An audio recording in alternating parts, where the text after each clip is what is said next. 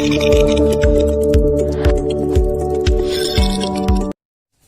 Friends, I am Aakash. I welcome you all on our YouTube channel success दिल से।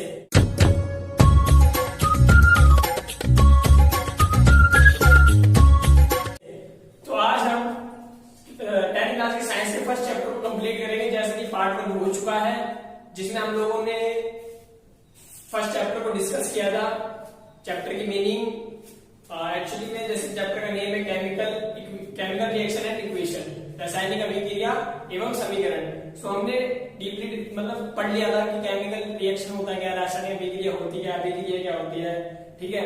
और हमने ये भी पढ़ लिया था कि केमिकल इक्वेशन भी पढ़ ली थी, रासायनिक समीकरण भी पढ़ लिए थे, और उन्हें संतुलित करना, उन्हें बैलेंस करना भी सीख लिया था। और ये भी जाना था कि क्यों करना जरूरी होता है, ठीक है। सो अगर आप लोगों ने पार्ट 1 नहीं देखा है, सो आप अगर आप देखना चाहते हो तो लिंक डिस्क्रिप्शन में, आप वहां जाके देख सकते हो, ठीक है। सो स्टार्ट करते हैं विदाउट वेस्टिंग टाइम। जैसे कि नेक्स्ट टॉपिक है हमारा types of chemical equation, chemical reaction, रासायनिक अभिक्रिया के प्रकार। रासायनिक अभिक्रिया के प्रकार, तो एक्चुअली में ना 5 प्रकार की रासायनिक अभिक्रिया होती है, ठीक है। तो रासायनिक अभिक्रिया के 5 कौन कौन से हैं, कौन कौन सी अभिक्रिया होती है, वो हम जानेंगे और उन्हें को फर्दर हम डीपली डिस्कस करेंगे, ठीक है। तो जैसे कि पहली है combination reaction and combination reaction, संयोजन अभिक्रिया, ठीक है, अभी हम पढ़ेंगे, ठीक है। दूसरी है decomposition reaction, displacement reaction, double displacement reaction, oxidation and reoxidation reaction, वियोजन अभिक्रिया, विस्थापन अभिक्रिया, द्विविस्थापन अभिक्रिया और उपचयन अपचयन अभिक्रिया भी ये एक्चुअली में हिंदी में लिख रखा है, ठीक है। हम अब एक एक करके इनको डीपली डिस्कस करेंगे, ठीक है। आइए नेक्स्ट टॉपिक पे चलते हैं। जैसे कि रासायनिक अभिक्रिया के 5 प्रकार बताए थे, तो पहली अभिक्रिया पढ़ते हैं कॉम्बिनेशन रिएक्शन, संयोजन अभिक्रिया। तो एक्चुअली में पहले हमें ये मीनिंग बतानी चाहिए कि संयोजन अभिक्रिया, तो नाम से ही जैसे पता चलता है संयोजन या कॉम्बिनेशन का मतलब से हम क्या समझते हैं, एक तरह से जुड़ना, संयोजन, ठीक है। तो एक्चुअली में इसकी मीनिंग यही है, अभिक्रिया भी यही है कि संयोजन अभिक्रिया वही है कि जिसमें 2 या 2 से अधिक अभिकारक मिलकर एक उत्पाद का निर्माण करते हैं। मतलब 2 या 2 से अधिक रिएक्टेंट्स, ठीक है, अभिकारक मिले और एक उत्पाद का निर्माण किया, तो वो संयोजन अभिक्रिया कहलाती है, ठीक है। एग्जाम्पल लेके चलते हैं। जैसे बुक में एग्जाम्पल दे रखे, कोयले का दहन, जल का निर्माण। कोयले के दहन की बात करते हैं, एग्जाम्पल लेके चलते हैं। सिंपल, हमने लिया सी, ठीक है, प्लस ऑक्सीजन, ठीक है, दोनों की अभिक्रिया कराई, हमें मिला CO2, ठीक है। अब ये देखो 2 अभिकारक थे, दोनों ने मिलकर एक उत्पाद का निर्माण करा, ठीक है। तो ये एग्जाम्पल है बुक के थ्रू, ठीक है, कोयले का दहन। दूसरी बात है जल का निर्माण। अब 2 अभिकारक ले रहे हैं, H प्लस O2। जैसे कि हमें पता जल किससे मिलकर बना, हाइड्रोजन और ऑक्सीजन का मिलकर बना, ठीक है, हमने ले लिया। ये रासायनिक अभिक्रिया देख सकते हो, इन दोनों की अभिक्रिया करें, क्या मिला हमें, H2O। और ये तो बहुत इंपॉर्टेंट वो है इक्वेशन है, ये जल की इक्वेशन जो हम पानी पी रहे हैं, ठीक है। ये पानी हम आसपास जितने पानी देख रहे हैं वो इक्वेशन ये, ठीक है। हम हाइड्रोजन और ऑक्सीजन की अभिक्रिया करें और H2O मिला, जल मिला। और ये इक्वेशन भी आप देख सकते हो, ये वो इक्वेशन है जो पेड़ छोड़, ये CO2 है, कार्बन डाइऑक्साइड, जो हम सांस लेने के बाद छोड़ते हैं, हम जो हम फूंक मार रहे हैं, हमारा सांस आ रही है, मतलब जा रही है बाहर मुंह से, वो क्या है, CO2 ही है, ठीक है।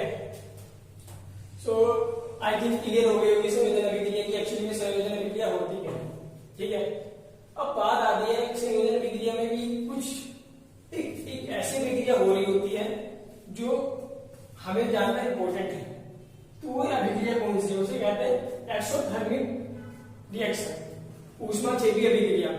इस अभिक्रिया में क्या होता है, कोई अभिक्रिया हो रही है, ठीक है, उस अभिक्रिया के साथ साथ ऊर्जा का निर्माण होना, एक एनर्जी का निर्माण या एनर्जी का मतलब नया मिलना, तो वो कौन सी अभिक्रिया कहलाएगी, ऊष्माक्षेपी या एक्सोथर्मिक अभिक्रिया। ठीक है, एग्जाम्पल की बात करते हैं, जैसे कोई हमने मतलब प्राकृतिक गैसों का दहन करवाया, ठीक है, CH4 ले ली, मीथेन ले ली, ऑक्सीजन ले ली, दोनों के अभिक्रिया गई तो हमें कार्बन डाइऑक्साइड मिली, जल मिला और ऊर्जा मिली।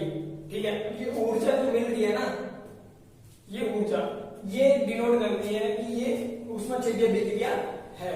ठीक है, समझ गए होगा। दूसरे एग्जाम्पल की बात करें तो मोस्ट इंपोर्टेंट इक्वेशन C6H12O6 की जब हमने अभिक्रिया C6O2 से, तो ये क्या मिला हमें, 6CO2 प्लस 6H2O प्लस ऊर्जा।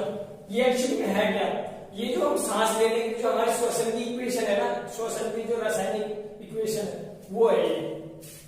ठीक है, तो हम जब जो सांस की अभिक्रिया मतलब जो लिखी है हमने, इसमें ऊर्जा भी प्रोड्यूस होती है, ऊर्जा का निर्माण भी होता है। ठीक है, ये उसमें चलिए एग्जाम्पल हो गया। तीसरा एग्जाम्पल आप ले सकते हो decomposition of vegetables matters into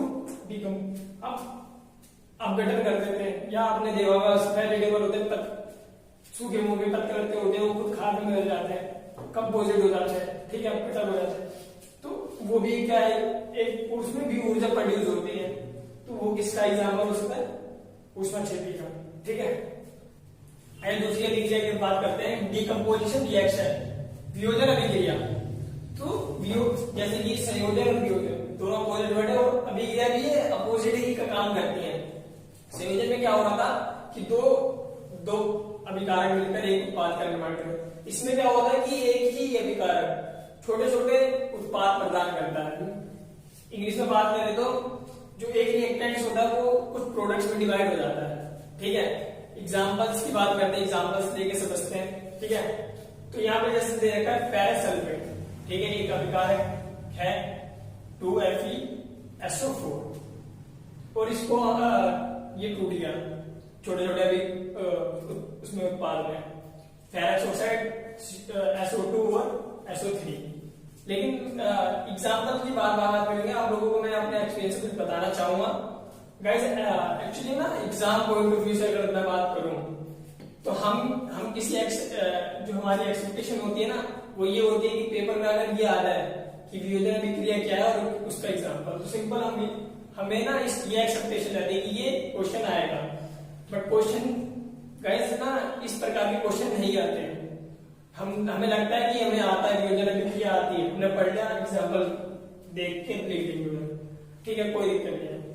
but अगर आते हुए भी हम गलती करते हैं तो एक्चुअली में होता क्या है, जैसे कि मैं अपनी बात बताऊं, मैं एग्जाम देने गया, मेरे को आती थी वियोजन अभिक्रिया क्या होती है और उसके एग्जाम्पल्स आते थे, ठीक है। बट वहां पे क्वेश्चन इस प्रकार आया कि फेरस सल्फेट अपने मतलब ये बोला गया कि फेरस सल्फेट फेरस ऑक्साइड वगैरह में टूटा, इस अभिक्रिया को लिखो, इस समीकरण को लिखो और ये कौन सी अभिक्रिया हो रही है वो बताओ। तो उस टाइम मेरे लिए नई चीज थी, मतलब एक होता है ना कि हमने मतलब सिंपल पढ़ रखा 2 2 4, अब वहां पे आ गया 1 और 3 कितना होता है। तो ऐसा नहीं है, आप लोगों को दोनों तरफा देख के पढ़ना पड़ेगा, ठीक है। आप सिंपल ये नहीं पढ़ सकते कि वियोजन की डेफिनेशन पढ़ ली और एग्जाम्पल पढ़ लिया। एग्जाम्पल्स के डीप में जाके आप लोगों को किताब में अच्छे से दे रखा है, वहां से पढ़ सकते हो आप, ठीक है। यहाँ पे हम सिंपल समझने के लिए कि एक्चुअली में होता क्या है वो हम प्रोवाइड करा सकते हैं, ठीक है। तो जैसे बात हो रही थी एग्जाम्पल की, तो मैंने क्या बताया था कि एक अभिकर्मक छोटे छोटे उत्पाद प्रदान करता है, एक रिएक्टेंट छोटे छोटे प्रोडक्ट प्रोवाइड करता है, ठीक है। आई होप समझ गए होंगे। बट यहाँ पर बात आती है ना वियोजन अभिक्रिया, जैसे संयोजन अभिक्रिया में हमें ऊष्मा मतलब निर्माण हो रहा था, ऊष्मा का निर्माण हो रहा था। बट वियोजन अभिक्रिया में क्या होता है, ऊष्मा किसी भी अभिक्रिया में करते समय ऊष्मा की नीड होती है, हीट की नीड होती है ना। इसकी बात करें तो एक आपने यहाँ एग्जाम्पल भी हो जाएगा और एक नई चीज भी है, ठीक है। आप लोगों ने सुना भी होगा कि ना सिल्वर क्लोराइड है वो सूर्य के प्रकाश में चांदी ना काली पड़ जाती है, आपने सुना भी होगा और जानते भी होंगे, दूसरा रंग की हो जाती है, आपके बुक में एग्जाम्पल है। तो वो जो इक्वेशन है ना वो ये है, देखो क्या है, जो सिल्वर क्लोराइड है उसको हीट मतलब सूर्य का प्रकाश मिलता है, सनलाइट मिली, हीट मिली, ठीक है। हीट अगर देखो हीट मिल रही है, ये अभिक्रिया करवाने के लिए नीड है हीट की, ये अभी हीट मिली, सूर्य का प्रकाश मिला और वो टूट गया। तो यही चीज होती है, यही एग्जाम, ये आप एग्जाम्पल उष्मा शोषक से रिलेट कर सकते हो, ठीक है। उष्मा शोषक वही अभिक्रिया है जिसमें क्या होता है कि किसी भी अभिक्रिया कराते समय हमें उष्मा की नीड होती है, ठीक है। और ये एग्जाम्पल वही जो सिल्वर क्लोराइड सूर्य के प्रकाश के उपस्थिति में दूसरा रंग का हो जाता है, वो इसी कारण होता है, ठीक है। नेक्स्ट अभिक्रिया करते हैं, डिस्प्लेसमेंट रिएक्शन, विस्थापन अभिक्रिया। विस्थापन अभिक्रिया एक्चुअली वो होती क्या है, उसके लिए मैं आप लोगों को एक लाइव एग्जांपल देता हूँ। आप लोगों को क्लास में देखा होगा आपने कि अगर लेट्स सपोज एक सीट है, ठीक है, आगे वाली डेस्क है, उसमें क्या होता है कि बंदा ऑलरेडी बैठा होता है, दूसरा बंदा आगे से हटा देता है। ऐसा क्यों होता है? क्योंकि वो ऐसा क्यों हो पाता है कि वो आगे उसको हटा दिया? क्योंकि वो ज्यादा पावरफुल है, कि ज्यादा पावरफुल वाला बंदा उस डेस्क से उसको हटा दे और वो जाके बैठ जाएगा। तो इसी प्रकार कुछ यही नेचर इस वाली रिएक्शन में देखने को मिलता है। इसमें क्या होता है, अगर जो पार्टिसिपेट कर रहे हैं, जो पदार्थ पार्टिसिपेट कर रहे हैं अभिक्रिया में, वो क्या होता है, वो एक्चुअली में जो एक को दूसरे को हटा के, जो जिसके साथ कम ताकत है उसको हटा के खुद जुड़ जाते हैं। आइए एग्जाम्पल के तौर पर समझे, जैसे हमने जिंक लिया और एक को लिया, कहते हैं CuSO4 कॉपर सल्फेट ले लिया। अब कॉपर सल्फेट जब जिंक के साथ अभिक्रिया करता है तो क्या होगा, उसमें जो सोडियम सल्फेट है जो भी है, ठीक है, ये जिंक के साथ ज्यादा अभिक्रियाशील है। तो ये क्या करेगा, जिंक के साथ अभिक्रिया करेगा और Cu को हटा देगा। मतलब क्या होगा कि देखो जिंक ने Cu की जगह ले ली, ठीक है, और Cu अपना अलग हटेगा, Cu को अलग हटा दिया, मतलब कॉपर को अलग हटा दिया और जिंक को जाके जुड़ गया। तो यही होता है विस्थापन अभिक्रिया में कि जो जिसके साथ ज्यादा अभिक्रियाशील होता है तो वो उसके साथ जुड़ जाता है और दूसरे को वहां से हटा देता है, ठीक है। ये और आप लोगों को और एग्जाम्पल मिल जाएंगे बुक में, ठीक है। आई थिंक क्लियर हो गया होगा विस्थापन अभिक्रिया। दूसरी अभिक्रिया की बात करें, डबल डिस्प्लेसमेंट, फिर विस्थापन अभिक्रिया। इसमें क्या होता है, इसमें अभिकारकों के बीच आयनों का आदान प्रदान होता है, ठीक है। अब एग्जाम्पल के तौर पर इसमें भी समझते हैं। अब Na2SO4, ठीक है, और बेरियम क्लोराइड, Na2SO4 मतलब सोडियम सल्फेट, ठीक है। अब इन दोनों की ये अभिकारक है, दोनों की अभिक्रिया कराएंगे।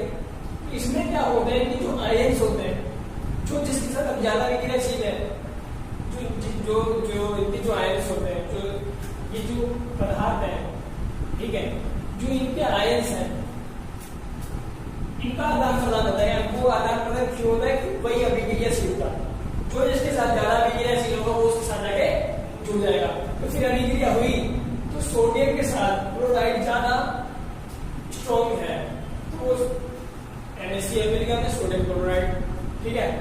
और बेरियम के साथ सल्फेट, बेरियम सल्फेट हो गया, ठीक है। तो यही होता है विस्थापन में, ठीक है। आई होप क्लियर होगा विस्थापन अभिक्रिया कि जिसमें क्या होता है कि आयनों का आदान प्रदान होता है और अभिकारक के बीच। अब बात आती है मोस्ट इंपोर्टेंट इक्वेशन, उपचयन और अपचयन अभिक्रिया, ऑक्सीडेशन डीऑक्सीडेशन। अब होती क्या है, ये बढ़ते हैं, उपचयन ऑक्सीडेशन बढ़ते हैं। ऑक्सीडेशन रिएक्शन या उपचयन अभिक्रिया उसे कहेंगे जिसमें पदार्थ में ऑक्सीजन की वृद्धि हो। ध्यान सुनना ही रहे, जिसमें वो पदार्थ में ऑक्सीजन की वृद्धि हो। तो इक्वेशन की बात करते हैं, कॉपर लिया और ऑक्सीजन लिया, दोनों के बीच यही उन्होंने CuO मिल गया। तो इसमें क्या हुआ, इसमें जो हमारे पदार्थ लिया था उसमें वृद्धि हुई ऑक्सीजन की, ऑक्सीजन जुड़ गया ना, वृद्धि हो गई। अभिक्रिया के बाद देखेंगे तो अभिक्रिया से पहले देखो, अभिक्रिया से पहले क्या था, Cu अकेला था, कोई ऑक्सीजन का नाम निशान नहीं था। बट अभिक्रिया कराने के बाद क्या हुआ, हमें ऑक्सीजन की वृद्धि होती हुई दिख रही है, ठीक है। उस अभिक्रिया को बोलते हैं उपचयन या ऑक्सीडेशन। अपचयन अभिक्रिया क्या होती है, ठीक है, ये भी पढ़ेंगे। और हाँ, आप इसको ऐसे देखें तो कॉपर कभी कभी कॉपर में काली परत चढ़ जाती है, आपने देखा होगा कॉपर अगर खुले हवा में रख दिया तो हमें उसमें ऑक्सीजन की परत चढ़ जाती है, वही है, ठीक है, तो काली परत चढ़ जाती है, ठीक है। अब उसे हटाए, अभी काली परत को हटाना है, तो अगर हम उसे हाइड्रोजन की उपस्थिति में लिया है तो क्या होगा, देखते देखो अपचयन अभिक्रिया पढ़ते हो, इसमें क्या हुआ, देखो वही काली परत जो उसको चढ़ जाती है कॉपर पे, वो हमने ले लिया, वो पदार्थ हमने ले लिया, उसके साथ वो हाइड्रोजन की अभिक्रिया कराई। अब क्या होगा कि जो ऑक्सीजन है वो क्या करेगा, इसके साथ ज्यादा जल बन जाएगा और CO अलग हो जाएगा ना, ठीक है, CO अलग हो जाएगा। इसमें क्या होगा कि हाइड्रोजन के साथ ऑक्सीजन जुड़ जाएगा और CO अलग हो जाएगा। तो जो कॉपर पे काली परत चढ़ जाती है, अगर उसका हटाना है तो अपचयन अभिक्रिया का यूज किया जाता है, ठीक है, आप समझ गए होंगे। तो ऐसा हो सकता है कि किसी अभिक्रिया में दोनों ही हो, अपचयन अपचयन दोनों हो, ऑक्सीजन की वृद्धि भी हो और ऑक्सीजन का भी ह्रास भी हो। सो उस अभिक्रिया को क्या कहेंगे, देखो क्या ऐसा हो सकता है, देखो हो सकता है कि एक इक्वेशन के अंदर अपचयन भी हो और उपचयन भी हो, तो ऐसी अभिक्रिया को कहते हैं रेडॉक्स अभिक्रिया। रेडॉक्स अभिक्रिया में देखो एक एग्जांपल लेके समझते हैं, देखो ये एग्जांपल है, इसमें आप लोगों को मैं बता रहा हूँ आप लोगों को इसमें अपचयन और उपचयन दोनों हो रहे हैं। कैसे हो रहा है ये देखते हैं, देखो हाइड्रोजन है क्या सिंगल है, सिंगल है, अरे उनका पता वाला सिंगल है, सिंगल है, ये यहाँ जाके देखो ऑक्सीजन इसके साथ क्या हुआ, ऑक्सीजन की वृद्धि हुई तो क्या है ये उपचयन, ठीक है, ऑक्सीडेशन हो गया, ठीक है। अब आ जाती है, देखो इधर देखो ये Cu एक प्रोडक्ट पदार्थ है हमारा, इसको देखो अभिक्रिया के बाद क्या होता है, इसके साथ सिंगल हो गया, ऑक्सीजन ही नहीं, कल ऑक्सीजन में क्या होगा, ह्रास, तो क्या है एक्चुअली में अपचयन, और ये यहाँ पे क्या हुई है अपचयन। ऐसी अभिक्रिया जिसमें उपचयन और अपचयन दोनों वो कहलाते हैं रेडॉक्स अभिक्रिया, ठीक है। चलिए नेक्स्ट टॉपिक पे चलते हैं। टॉपिक से रिलेटेड, टॉपिक से पहले मैं आप लोगों को कुछ बताना चाहता हूँ। एक्चुअली में जैसे कि हमने पढ़ ली इक्वेशन, बड़ी सारी इक्वेशन पढ़ ली, रिएक्शन सारी अभिक्रियाएं पढ़ ली, ठीक है। उसमें उपचयन जैसे कि पढ़ा, उपचयन अभिक्रिया क्या बताया था कि पदार्थ में ऑक्सीजन की वृद्धि होती है, तो क्या हमने अपने आसपास कुछ उपचयन के एग्जाम्पल देखे हैं, सो उन्हीं एग्जाम्पल्स को अब जो हम पढ़ेंगे वही एग्जाम्पल है संचारण और विकृत गंधिता। तो ये दोनों जो टॉपिक है ना, ये उपचयन पे बेस्ड है। अगर हमें उपचयन आता है और उपचयन हमें पता है एक्चुअली में उपचयन होता क्या है, तभी हम इन चीजों को समझ पाएंगे। और ये ऐसे टॉपिक है जो हमें आंखों से नजर आते हैं, हमने देखे हैं, रियलिटी है, बट उसके पीछे का रीजन नहीं पता है। तो एक्चुअली में संचारण होता क्या है, मैं आप लोगों को बता दें, कोई धातु किसी अम्ल या किसी आर्द्रता के संपर्क में आती है तो वो संचारित हो जाती है, उसी अभिक्रिया उसी प्रोसेस को संचारण कहते हैं। या आप लोगों को समझ में नहीं आएगी, आई होप मैं जानता हूँ, बट आपने ये देखा होगा कि लोहे पे जंग लग जाती है, लोहे होता है, उसे अगर हम बाहर छोड़ देते हैं उस पर जंग लग जाती है, तो वो क्या है वो एक्चुअली में क्या होता है कि ये होता है जैसे लोहा नहीं है ऐसे, ठीक है। और बाहर क्या होता है, मौसम में क्या नमी होती है, ऑक्सीजन होती है, ठीक है। तो लोहा जब ऑक्सीजन के साथ अभिक्रिया कर लेता है ना, तो क्या होता है कि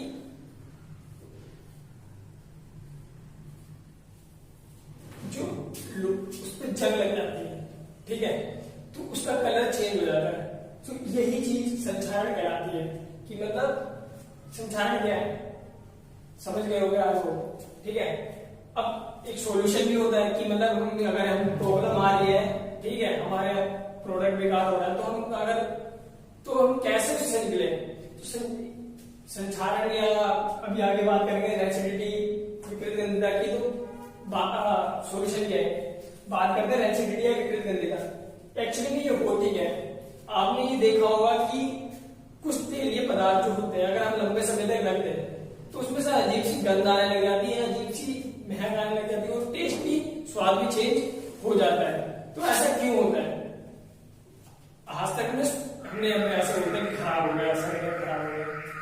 एक्चुअली में होता क्या है, वो उपचेद हो जाता है।